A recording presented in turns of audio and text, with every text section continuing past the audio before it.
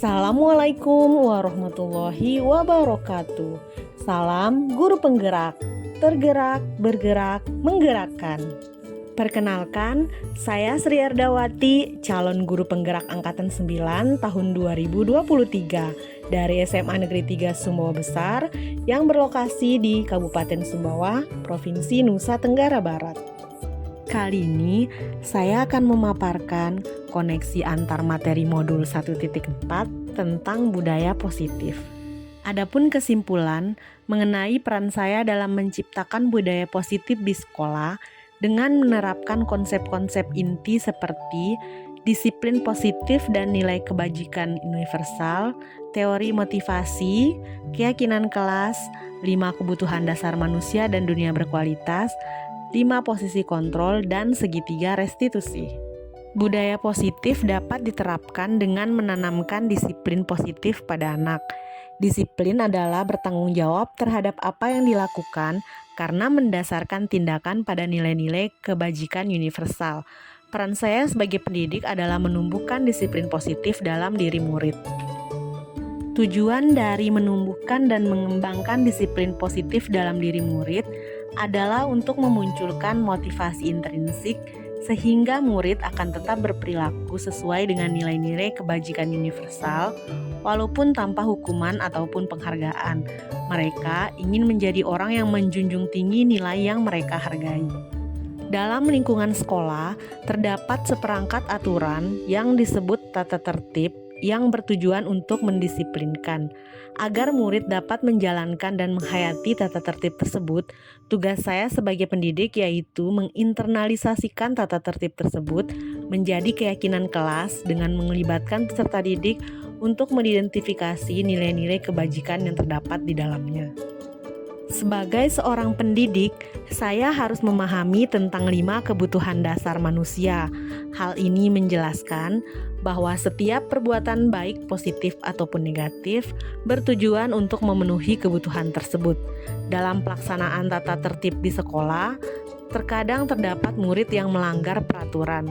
Saat itu, murid tidak dapat menemukan cara positif untuk memenuhi kebutuhan dasarnya.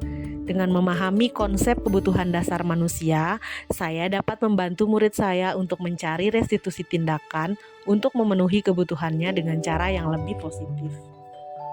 Untuk dapat membantu murid menemukan restitusi tindakan yang tepat, sebagai pendidik, saya harus mengambil posisi kontrol sebagai manajer. Saya diharapkan dapat membangun komunikasi yang positif dengan murid untuk dapat memunculkan motivasi intrinsik dalam dirinya.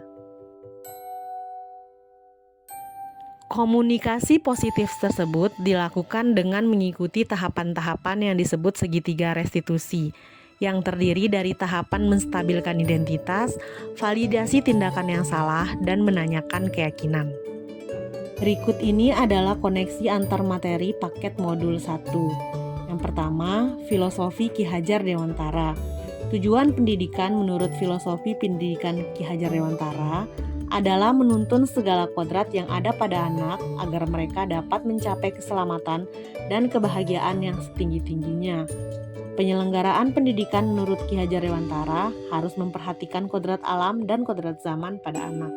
Untuk dapat menyelenggarakan pendidikan yang berpihak pada murid, seorang pendidik harus memiliki dan menghayati nilai-nilai berpihak pada murid, mandiri, reflektif, kolaboratif, inovatif, dan kreatif. Nilai-nilai tersebut menunjang peran pendidik sebagai pemimpin pembelajaran.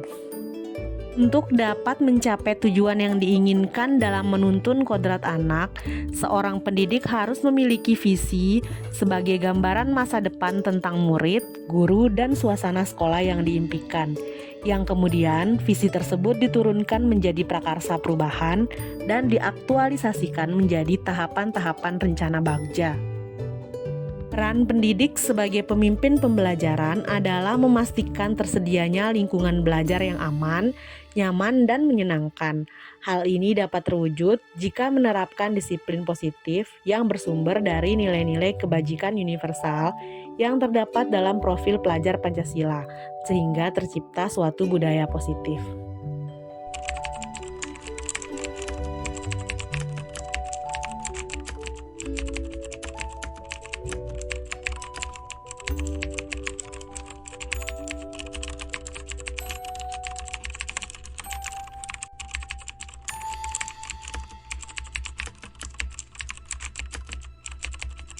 Makna disiplin menurut Ki Hajar Dewantara adalah merdeka itu artinya tidak terlepas dari perintah, tetapi juga cakap buat memerintah diri sendiri. Makna disiplin menurut Dain Goosen berasal dari bahasa Latin yaitu disiplina yang artinya belajar, yaitu belajar bagaimana cara kita mengontrol diri dan bagaimana menguasai diri untuk memilih tindakan yang mengacu pada nilai-nilai yang kita hargai agar tercapai tujuan mulia yang diinginkan. Menurut Dain Goosen, terdapat 3 motivasi yang mendasari perilaku manusia. Yang pertama, untuk menghindari ketidaknyamanan atau hukuman. Yang kedua, untuk mendapatkan imbalan atau penghargaan dari orang lain. Yang ketiga, untuk menjadi orang yang mereka inginkan dan menghargai diri sendiri dengan nilai-nilai yang mereka percaya. Tugas saya sebagai pendidik adalah untuk menumbuhkan dan mengembangkan motivasi yang ketiga, karena dengan adanya motivasi yang ketiga, anak dapat berperilaku baik walaupun tanpa hukuman ataupun penghargaan dari orang lain. Terdapat 3 tindakan terhadap pelanggaran peraturan. Yang pertama, hukuman yang memberikan feedback negatif. Yang kedua, konsekuensi yang memberikan feedback netral namun bertahan hanya dalam jangka waktu pendek. Yang ketiga, restitusi yang memberikan feedback positif. Tahapan pembuatan keyakinan kelas. 1. Menggali peraturan-peraturan yang perlu disepakati di kelas. Yang kedua, mengubah kalimat-kalimat yang sudah dibuat menjadi kalimat positif.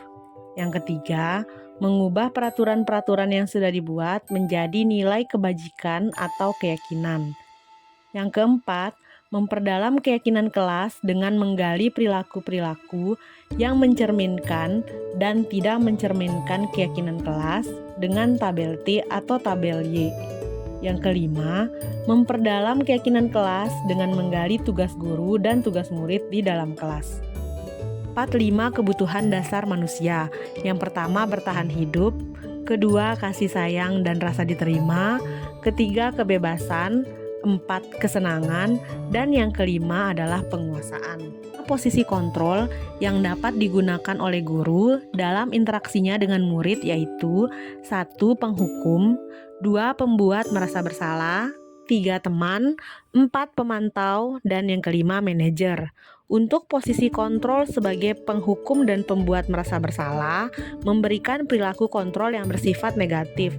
Sedangkan untuk posisi kontrol sebagai teman dan pemantau memberikan perilaku kontrol yang bersifat positif. Namun, keempat posisi kontrol tersebut hanya mendasarkan tindakan pada motivasi eksternal. Sedangkan di sini guru diharapkan dapat menggunakan posisi kontrol sebagai manajer sehingga dapat menumbuhkan dan menguatkan motivasi intrinsik dalam diri murid. Posisi kontrol sebagai manajer akan menggunakan tahapan segitiga restitusi dalam penyelesaian masalah. Tahapan tersebut terdiri dari menstabilkan identitas, validasi tindakan yang salah, dan menanyakan keyakinan. Hal yang menarik dan di luar dugaan dari modul 1.4 ini adalah sebelumnya saya mengira hukuman lebih buruk daripada penghargaan. Ternyata penghargaan juga dapat menjadi seperti hukuman jika diberikan pada saat dan cara yang tidak tepat. Penghargaan dapat merusak hubungan, mengurangi ketepatan, menurunkan kualitas, dan mematikan kreativitas.